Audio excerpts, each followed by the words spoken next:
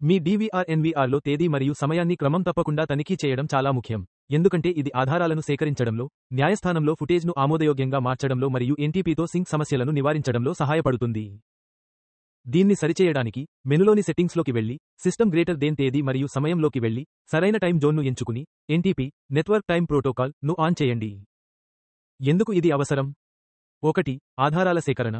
ఏదైనా సంఘటన జరిగినప్పుడు సీసీటీవీ ఫుటేజ్కు ఖచ్చితమైన టైం స్టాంప్ ఉండాలి. తద్వారా ఆ సంఘటన ఎప్పుడు జరిగిందో ఖచ్చితంగా తెలుస్తుంది. 2. Legal proof. న్యాయపరమైన రుజువు.